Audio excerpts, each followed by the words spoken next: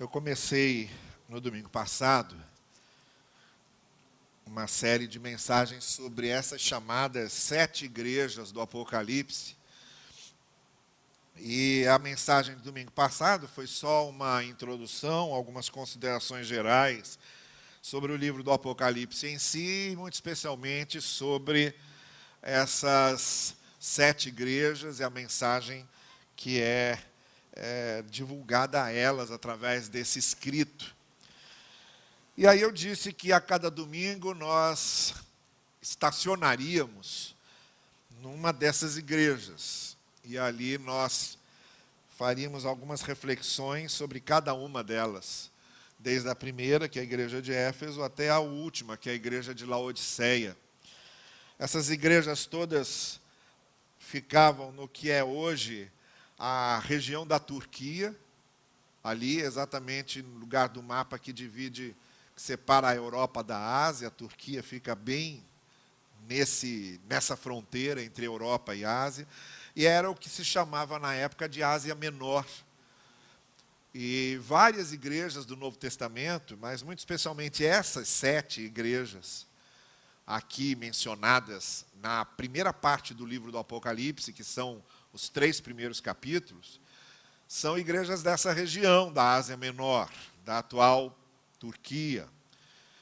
Algumas organizadas ali durante as narrativas que nós já conhecemos de Atos, né, das missões de Paulo. E agora nós estamos num tempo que é o seguinte: provavelmente esse livro do Apocalipse, que, como eu disse a vocês, foi o último livro a ser aceito como parte do Novo Testamento, já era século IV, quando o Apocalipse entrou e fez parte desses 27 livros. O Novo Testamento foi fechado, essa lista de livros do Novo Testamento foi fechada em 398 depois de Cristo. Então a gente já está falando em 4 séculos depois de Cristo, aproximadamente. E o Apocalipse foi o último livro a entrar na lista, porque era um livro considerado muito difícil de interpretação, de compreensão, e é mesmo. Eu já disse aqui várias vezes, nós não entendemos direito o Apocalipse, porque o Apocalipse foi escrito para a gente não entender direito.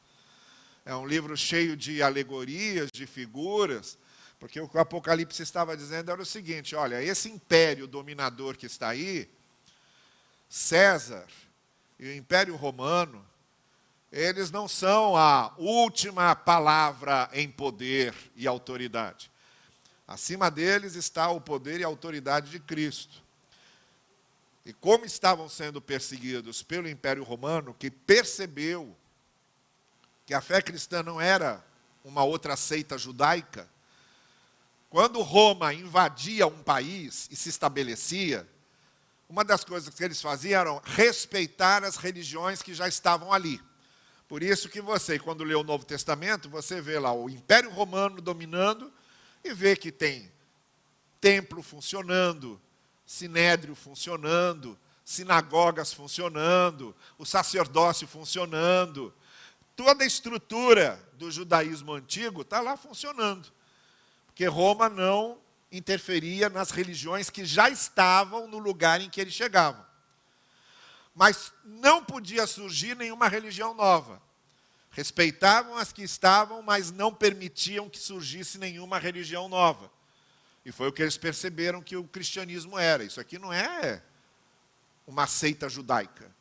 Isso aqui não é um desdobramento do judaísmo. Pelo contrário, eles estão aqui falando em coisas que são, inclusive, contrárias ao antigo judaísmo, costumes que não são dos judeus. Espera aí, isso aqui é uma religião nova. E isso a gente não vai aceitar. Além disso, essa pregação dos cristãos, que era a grande declaração de fé dos cristãos, Jesus Cristo é o Senhor, era muito incômoda para César e para o Império Romano. No Império Romano, o imperador era visto como um deus, um enviado dos deuses. Era como se via o imperador. Então ninguém questionava. Afinal de contas, você tem ali um enviado de Deus. Quando alguém se apresenta como um enviado de Deus, ele está querendo justamente sufocar as contestações. Porque se ele é um enviado de Deus, como é que a gente vai contestar? E era assim que o imperador se apresentava. Ele era um enviado de Deus. Ele era tido como Deus, inclusive. Participante de uma divindade. Quando você ora, quando você lê lá em Romanos, por exemplo, Paulo dizendo, vamos orar pelas autoridades, eles não tinham outra opção a não ser orar. Porque não era democracia, era uma monarquia absolutista. Você não tinha participação nenhuma, ninguém sabia que rei que ia estar ali, o que ele ia fazer. Ele podia fazer o que quisesse. A única coisa que restava para a igreja era orar. Não tinha mais o que fazer. Vamos orar para ser dos males o menor. Então, orem pelas suas autoridades. Vocês não têm como mudar isso. Não é igual hoje, que sei lá, muda o voto e vota em quem quer. Não, aquilo era uma monarquia absolutista. A única coisa que vocês podem fazer é orar para dar certo. Não tem mais o que fazer. Então, era dessa forma que o imperador se apresentava. Então, estava lá, não aceitava nenhuma contestação à sua autoridade. Jesus Cristo é o Senhor era uma mensagem subversiva, de contestação à autoridade de César. Como Jesus Cristo é o Senhor? O Senhor é César. Não tem como dividir esse senhorio. César não divide o senhorio. E os cristãos ficavam dizendo, não, Jesus Cristo é que é o Senhor. Então, esse foi um outro motivo que leva o Império Romano a perseguir os cristãos do primeiro século. Era uma nova religião, coisa que não era permitida. Estavam chamando o seu fundador, aquele nazareno, que era carpinteiro, que reuniu um grupo e fundou essa religião. Que é isso? Estavam chamando ele de Deus? Ou estavam chamando ele de Senhor? Não. Isso a gente não vai aceitar. Quando o Apocalipse foi escrito, a gente está aí já no finalzinho do primeiro século, o Apocalipse foi escrito ali por volta do ano 90, 95, já há uma perseguição acirrada do Império Romano, Jerusalém já tinha sido destruída no ano 70 por causa do levante de judeus contra o imperador romano e contra o Império de Roma. O imperador Tibério manda Tito, o general Tito, invadir Jerusalém e destruir tudo, não ficou nada, pedra sobre pedra, acabaram com tudo. Até hoje está lá acabado os muros do que restou do templo que existia ali. E os judeus nunca mais tiveram pátria. Só voltaram agora, em 1948, que nesse tempo histórico foi praticamente ontem. Então o Apocalipse foi escrito por esse tempo, por um homem chamado João, que hoje a gente sabe, não é como tradicionalmente se aceitava lá no século II, século III, como apóstolo João. Hoje a gente sabe que era um João qualquer, que não sabemos quem era, mas que se autodenominava João. Até porque o estilo literário de Apocalipse é completamente diferente do Evangelho de João, completamente, é outro escrito. É como você lê um romance do Machado de Assis e lê um romance do Graciliano Ramos. Você percebe que são dois autores diferentes, não tem como tomar um por outro, que escrevem diferente, usam palavras diferentes, não tem como, são dois escritores diferentes. É o que a gente faz com o Apocalipse comparado com... Você pega Evangelho de João e compara com a primeira epístola, aí sim, está certinho, é o mesmo estilo, as mesmas palavras, as mesmas ideias, está tudo certinho, é o mesmo escritor, está ótimo. Aqui foi o apóstolo João. O Apocalipse não, é completamente diferente, um estilo completamente outro. É outro escritor. É um João misterioso que a gente não sabe quem é. Mas que estava preso na ilha de Patmos, por causa dessa perseguição, e que de lá escreve para essas 7 igrejas que estavam na Ásia Menor sofrendo com essa perseguição. Então, essas 7 cartas, normalmente elas seguem um roteiro. Tem um roteiro básico para elas. Primeiro, conforto para a perseguição. Estavam sendo perseguidos, tem que confortar esse pessoal. tem que dar alento para eles, tem que dar esperança para eles. Então é por isso que sempre há uma palavra de conforto, apelo para resistirem na fé, para permanecerem na fé, mesmo durante aquelas provas, aquela perseguição. Bem, está lá, resolvido isso. Segundo, há acusações de falsos mestres. Nós estamos aí no finalzinho do primeiro século, então já tem aí pelo menos 40 anos dos episódios dos evangelhos, que os evangelhos narram. Então, muita coisa já se desenvolveu e outros pensamentos diferentes estão ali convivendo com o que seria a essência da mensagem apostólica. Então, essas cartas são para alertar e dizer, olha, há muita coisa que está sendo ensinada que não tem nada a ver com o evangelho, igualzinho hoje. Não mudou nada, igualzinho hoje. Tem muita coisa ensinada pelos evangélicos que não tem nada a ver com o evangelho. Nada a ver com o evangelho. Tem muito evangélico falando de coisas que não tem nada a ver com o evangelho. É como hoje, mesma coisa. É como se hoje, olha, cuidado com o que vocês andam ouvindo, porque mesmo a pessoa se dizendo evangélico, pastor, ou seja lá o que for, não quer dizer que ela esteja falando do que é a essência do evangelho. Falar em nome do evangelho não quer dizer que esteja falando do evangelho. A mesma coisa acontecia ali. Então havia essa segunda palavra, atenção, cuidado. E havia uma terceira palavra em todas essas cartas, que era uma repreensão voltada para algo específico, fora a perseguição e fora a questão dos falsos mestres, mas algo específico que aquela comunidade de gente precisava corrigir, o que também não é nenhuma novidade. Não é? Essa série de mensagens sobre as 7 igrejas a gente está fazendo por quê? Porque a igreja é corpo vivo de Cristo e a igreja é feita de gente. Então é muito natural que a igreja que é feita de gente, de vez em quando, cometa erros. De vez em quando, faça algo que não é esperado de uma igreja. Assuma posturas ou promova ações que não faz parte do princípio mais básico e elementar de uma igreja. Então é preciso corrigir isso.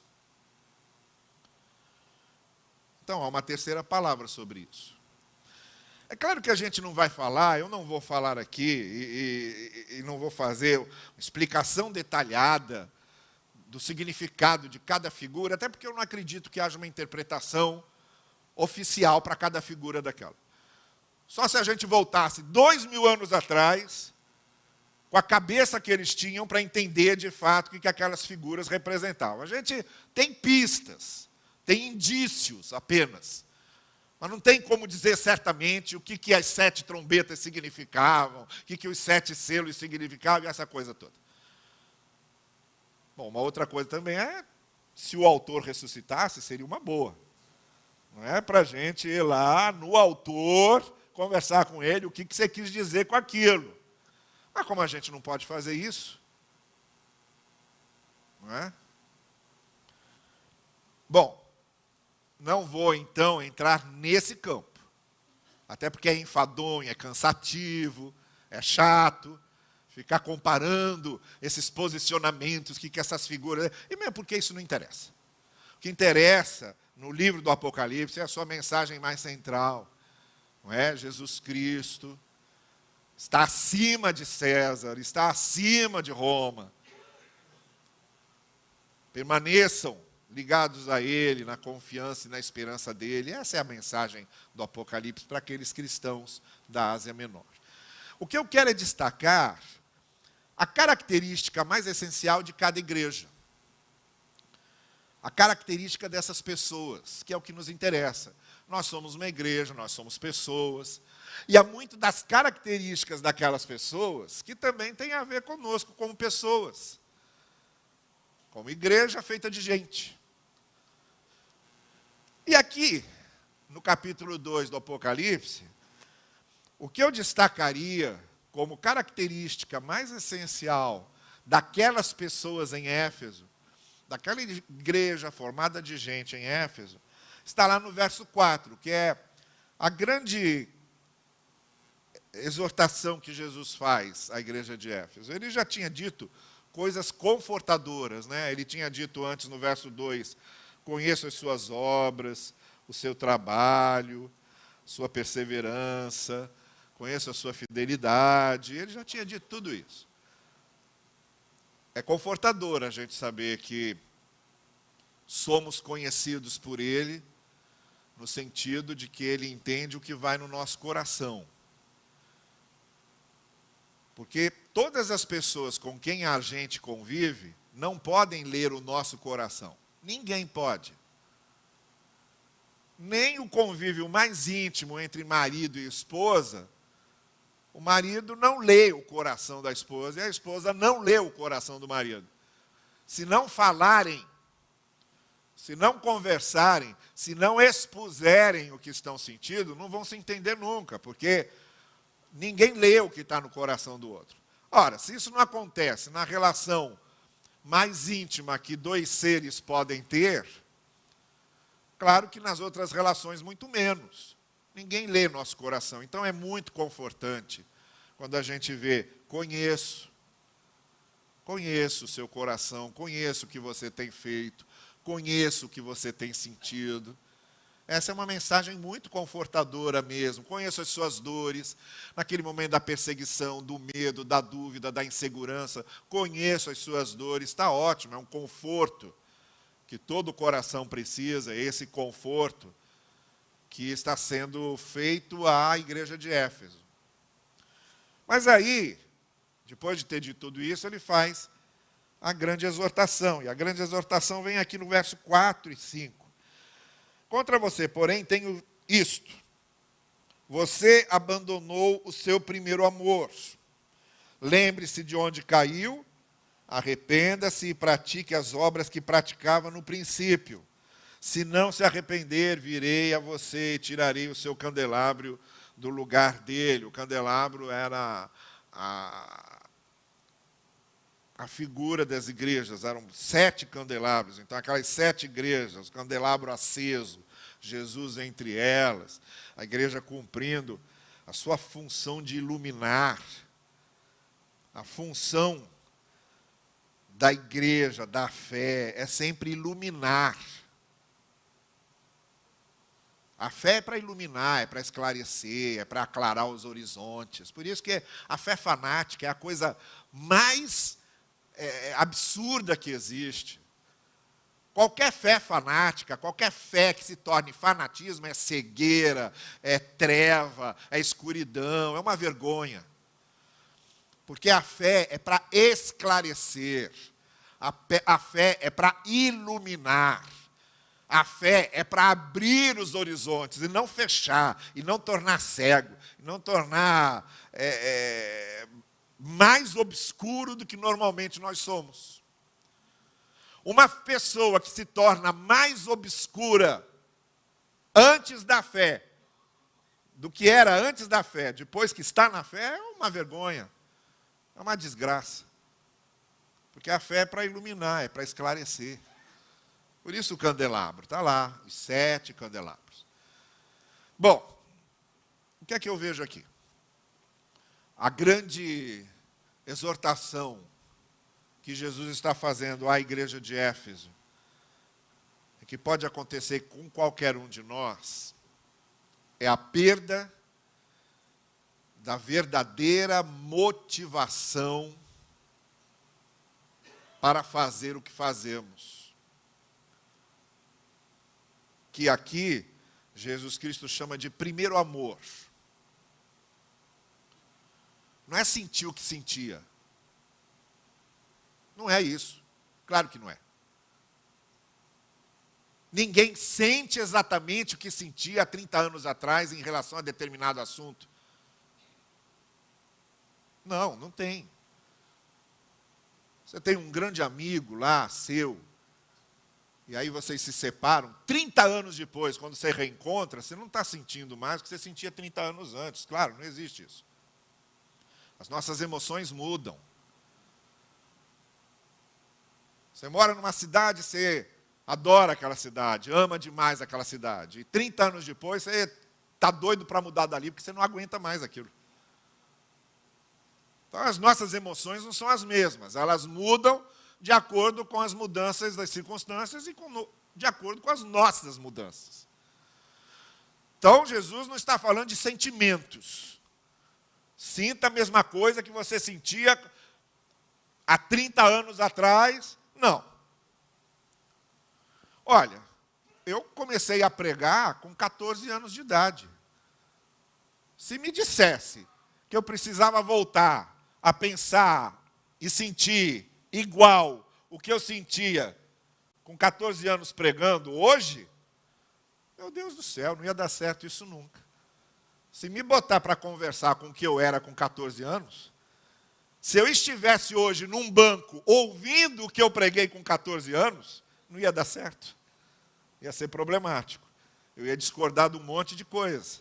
Com 14, com 20, com 25, com 30. Hoje, com 60 anos, o que eu prego, claro que mudou muito do que eu pregava com 14. Porque aquele menino de 14 não chega nem na sombra do que conhece esse velhinho de 60. Estou falando velhinho porque todo mundo tem 14 anos, acha que 30 anos já é velho. Não é? A gente com 14 anos acha que 30 anos é velho. Quando você chega com 60 anos e morreu com 85, morreu novo, não é o que a gente fala? É uma coisa isso. Não é assim. Pois é, não tem nada a ver.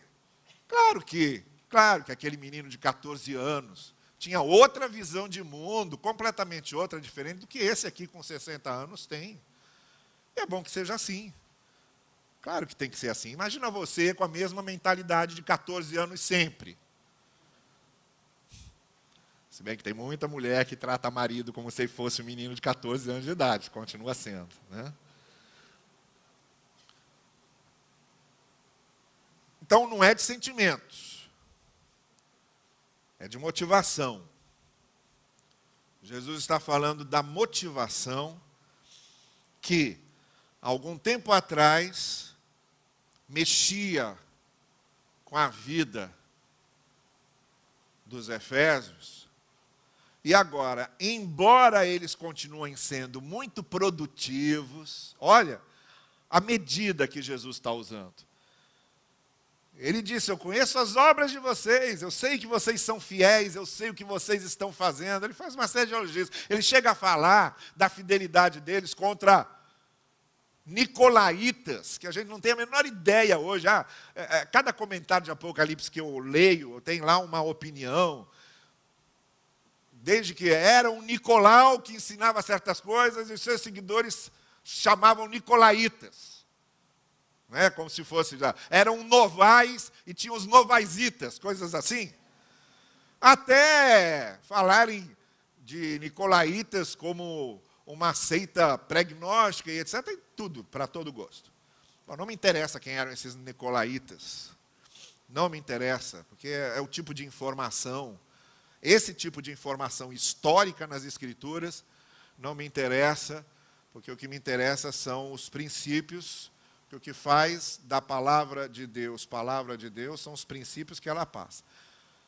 Então, da mesma forma como, se o bom samaritano existiu ou não, não importa, e não existiu,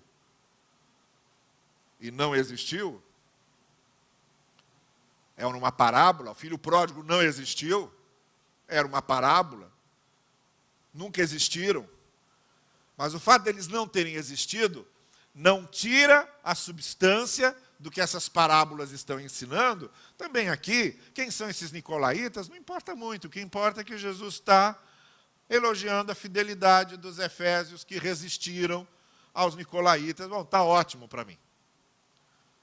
Está falando dessa fidelidade à essência do Evangelho. Olha, ele está usando uma régua aqui que é o seguinte, eu estou vendo que vocês estão fazendo tudo certinho. Só que a motivação está errada. Ou vocês andam fazendo isso só por fazer, e fazer só por fazer, mesmo que seja fazer o certo, só por fazer o certo, quando se trata de relação com Deus, não quer dizer muita coisa? Ou vocês estão fazendo por outras motivações vaidosas, caprichosas, institucionais, ritualistas, e nada disso corresponde ao que eu espero de vocês na questão da motivação. Voltar ao primeiro amor não é voltar ao mesmo sentimento que se tinha lá no começo, porque a gente muda. Nós amadurecemos e os nossos sentimentos também amadurecem. Voltar ao primeiro amor tem a ver com a motivação que nos leve a fazer aquilo. E é disso que Jesus está reclamando.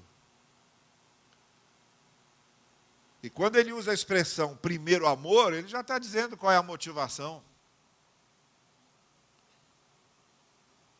Vocês estão fazendo tudo certinho, só não estão fazendo por amor a mim, por amor às pessoas.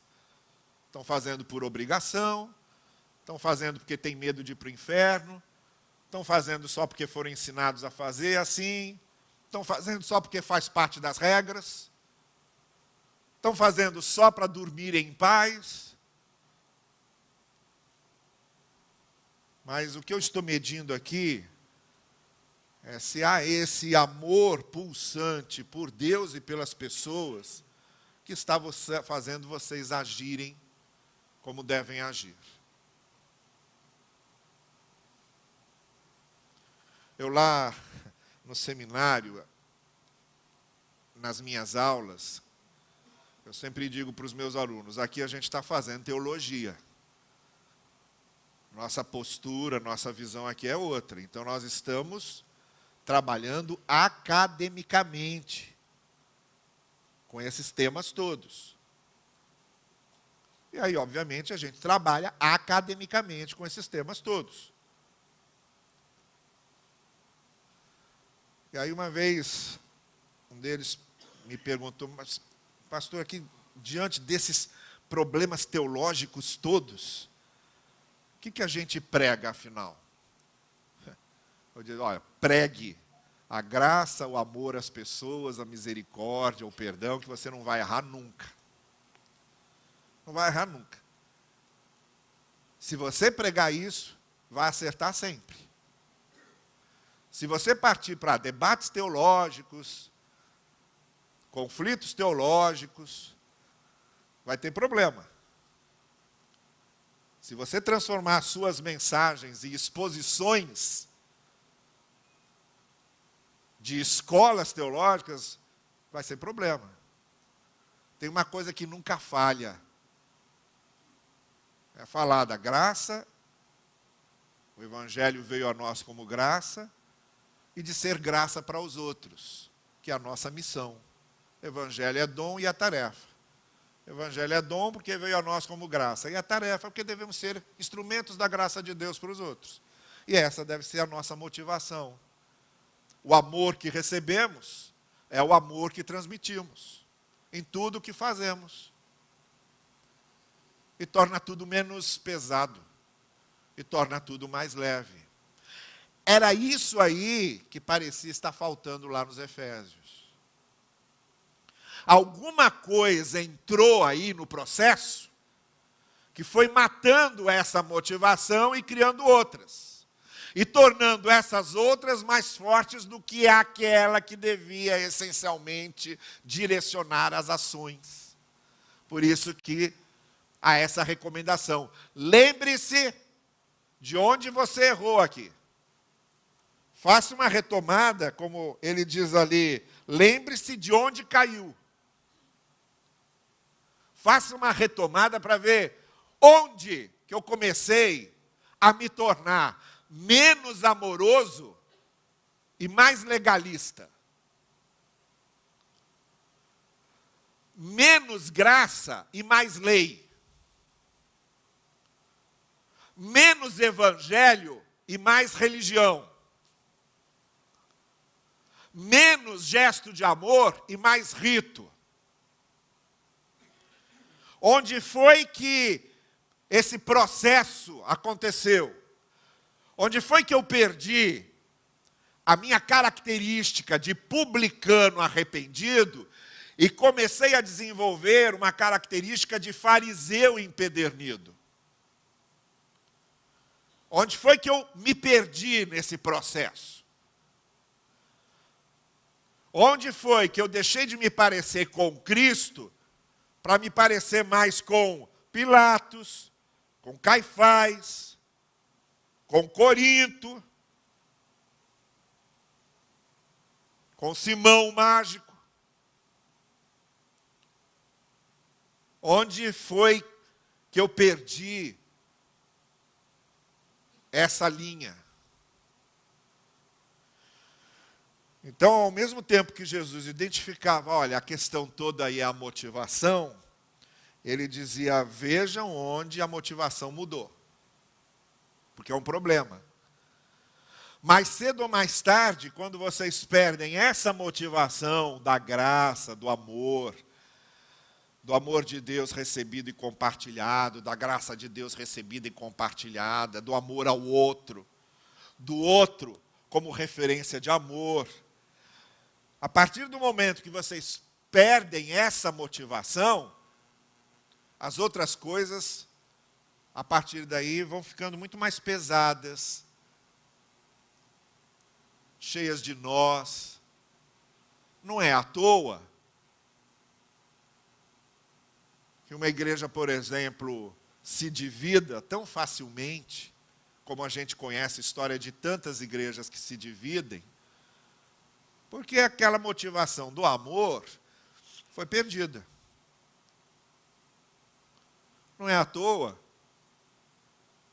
que a gente vê, muitas vezes, a igreja perder o rumo daquilo que ela deve testemunhar, porque aquela motivação do amor foi perdida. E não é à toa que nós, como discípulos de Jesus, começamos a acrescentar prioridades outras na nossa vida, que não são as prioridades da nossa missão como discípulos de Jesus. Não é à toa que comecemos a interpretar as Escrituras com um ponto de vista diferente daquele que a motivação do amor deve nos levar à interpretação correta da essência do Evangelho. Não é à toa que a gente comece a usar textos do Antigo Testamento sem passar pelo filtro do Evangelho e chamar isso de palavra de Deus. Porque a gente perdeu essa essência da motivação do amor. Estraga tudo. Estraga tudo.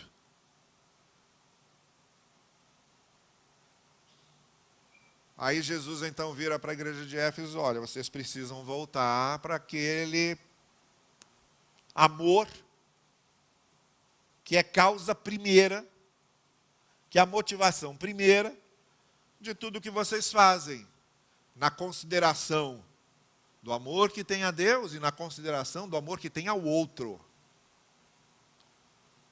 Porque senão a essência do Evangelho se perde.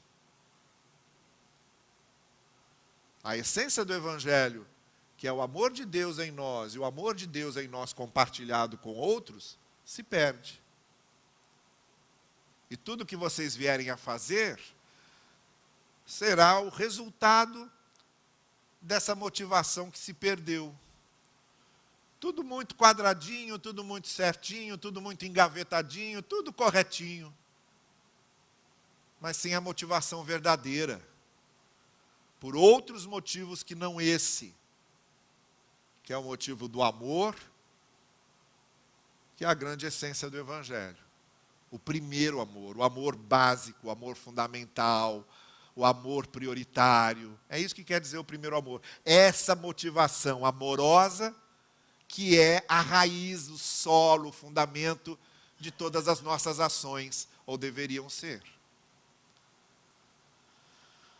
Que nós aprendamos com essa primeira característica de Éfeso. E quando eu digo Éfeso era uma igreja de gente, eu estou dizendo aquilo que aconteceu lá, acontece. Acontece com gente, acontece conosco, acontece. Por isso devemos estar atentos e fazendo esse exercício que Jesus manda a Éfeso fazer. Lembrem-se de onde vocês caíram. Lembrem-se, onde é que isso aí começou a estragar? Vai ver lá na receita o que é que você fez errado. O que é que deu errado nesse bolo? Teve fermento demais aqui. Ficou muito tempo no forno. Em vez de botar açúcar, você botou sal. Vê lá, o que é que você errou? E refaça. É isso que Jesus está fazendo. A única maneira que nós temos de combater a nossa tendência humana de nos afastarmos desse apelo natural, básico, fundamental da motivação do amor, desse primeiro amor, é fazermos sempre esse questionamento, essa autocrítica, essa autoavaliação. O que é que realmente está me movendo aqui na minha relação com o outro, no meu convívio com as pessoas, no serviço que eu presto a Deus, na minha relação com Deus? O que realmente me move aqui? Essa autoavaliação devemos fazer sempre. E quando percebemos que não temos mais aquele amor, primeiro amor das primeiras causas, amor mais fundamental, amor da motivação, a gente precisa reparar. Porque se a gente deixar, a gente vai se tornando cada vez mais pedra, cada vez mais organismo com esqueleto, nervos, carne, pele, igual aqueles ossos do vale de Ezequiel, mas sem o fôlego, sem a alma. A gente pode ter tudo certinho, estar com aquela armadura toda fechadinha, o corpo todo certinho, mas continua sendo um ajuntamento morto, sem esse fôlego desse primeiro amor, dessa motivação maior. Isso faz com que sejamos organismos que se movem, que agem, mas que não têm o fôlego, que não tem esse primeiro amor, essa primeira motivação que Éfeso perdeu. Avaliemos-nos sempre, examinemos-nos sempre.